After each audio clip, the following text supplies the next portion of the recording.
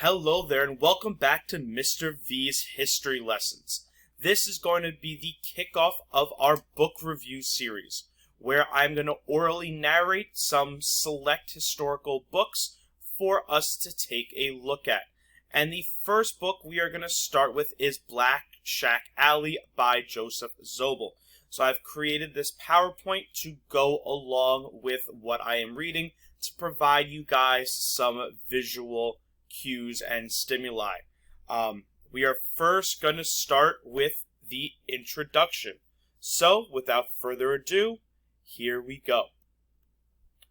La Rue Casas Negres was first published in 1950, at a time when it was not yet fashionable to delve too deeply into the past of black people and their relationship with their white masters, or even with their fellow blacks. True enough, by 1950, the landmark publications, in particular those of the Negritude movement, had already made their appearance and their mark. Among them were René Maran's Batuala in 1921, Aimé Césare's Cahiers d'un retour au pays natal in 1939, and Jacques Romain's Gouverneurs de la Rose in 1944. Joseph Zobel, therefore, was not a true pioneer, but most certainly mastered the tradition of which he became so readily a part. Like so many of the novels written by prominent black writers, La Rue Casas Negres, translated here as Black Shack Alley, is an autobiographical type narrative. The initial tendency toward autobiography no doubt stemmed from the fact that the writers were without much literary tradition. Hence the relative safety of the narrative centering on the personal adventures of the author. Zobel himself claims that his novel was inspired by Richard Wright's Black Boy, and that everything in it is autobiographical, but the story was patterned after my own aesthetic of composition. Autobiography also means a genuine look at the milieu in which the author grew, at least if the author is faithful in his portrayals. Herein, however, lies the crux of an ever-recurring issue. Where does fact end and fiction begin? After all, the novelist is not a historian in the true sense of the word, nor is he a sociologist. How then can one accept that he says about his society and milieu without the nagging feeling that it is severely and quite understandably biased?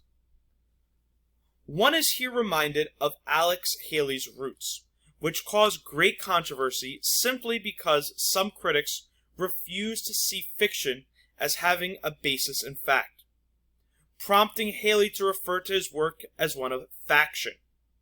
The very critics, one might add, who see nothing wrong in accepting Shakespeare's doctored versions of historical fact.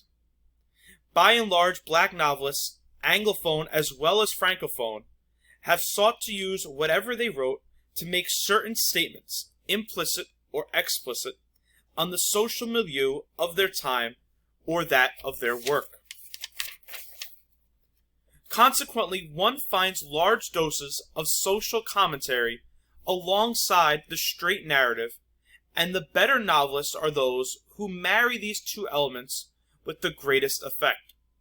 Zobel's Black Shack Alley must rank him among these.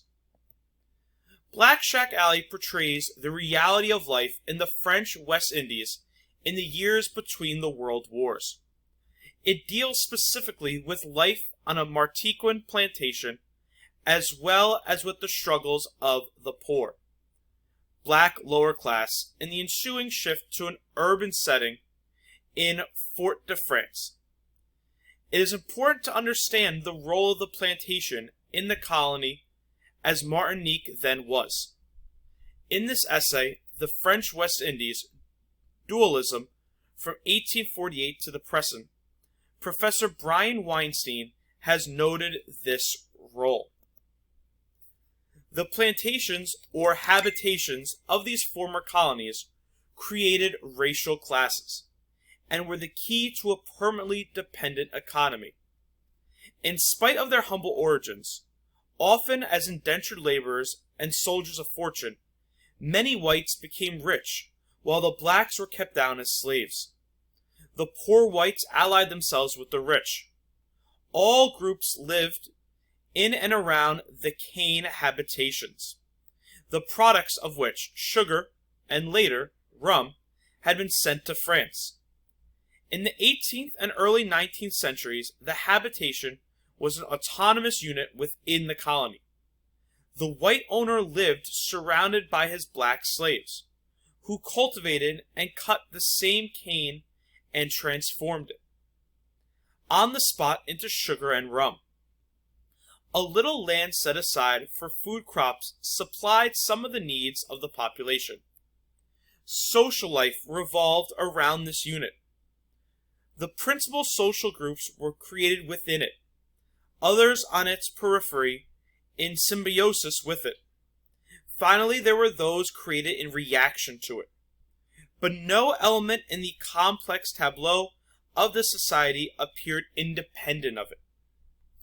Not much of this changed up to Zobel's time, and thus we find that the novel exposes, simply but forcibly, the problems confronting the poor blacks, the social milieu in which the author was most familiar and about which he felt he could write most effectively. The novel is divided into 3 almost equal sections. Part 1 deals with early life of the narrator Jose, as he grows up on the plantation and sees him through to the first part of his primary school years. It is to the author's credit that he has avoided the pitfall of allowing the adult that is writing to filter through the narrative of the young child. As a result, Jose's descriptions sound genuine and authentic, truly in keeping with the type of child would give, and not all inconsistent with the fact that beyond these it is the adult that is analyzing in retrospect. It would be, for example, be somewhat artificial to have the young Jose make certain telling comments on the state of the society. These are introduced gradually as Jose matures over the length of the novel. So these are put into the mouths of other characters. In this respect, Mendoza's account of his father's troubles in the post-slavery period is typical. In fact, it is this account that brings out one of the rare impulses to violence that we see in Jose. I had this maddening desire to hit the first Becky I set my eyes on, he concludes. Part 2 shows Jose in primary school, and takes us up to his preparation for and success in the examination that sends him to secondary school, the lycée. In order to take better care of him during this period, his grandmother, Mamentine, eventually leaves Petit Morne, and Zobel uses this occasion to introduce us to a wide variety of pen portraits of the typical plantation society in Martinique prior to World War II. Jose once more looks on at the adult world with the eyes of innocence, allowing events to make, in a way, their own commentary. However, we witness the gradual awakening of the young narrator to the complexities of class distinctions and other social inequalities, an awakening that comes full circle in Part 3. In this section, Jose is shown in the urban environment of Fort-de-France, where he is reunited with his mother, Delia, as he works his way up to the baccalaureate. It is a new type of life that Jose and his companions see in this setting. Contemporary Fort-de-France is shown in its vivid realism, one that comes for an eye for significant detail which Zobel obviously possesses. The reality, as portrayed by Zobel, comprises several facets. Among the more outstanding are the following: the black-white relationship. The whites remain virtually unseen throughout the novel. though their invisible presence manifests itself from very early. The local white, the Beke, owns all the plantations, of course, along with everything on them, and is kept in his position of superiority by the labor and merchandise therefrom. The workers are aware of the exploitation of the white masters, but cannot do any better. Witness the scene on payday, when some of them grumble and remonstrate over the abysmally low wages. Jose has very little first-hand contact with whites, and is naturally conditioned by his grandmother's opinion of them. In her way of thinking, the whites had come from France, where people had white skin and spoke something called French, a country where all sorts of beautiful things were made.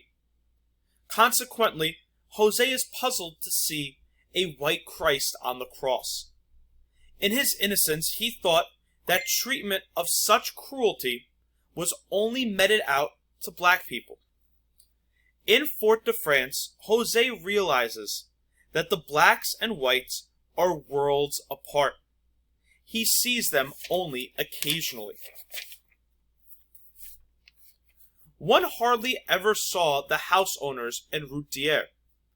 On mornings, at middays, and on evenings I saw, in the back luxury automobiles, a man with a pink complexion, comfortably installed. At times it would be white women, dressed like hummingbirds.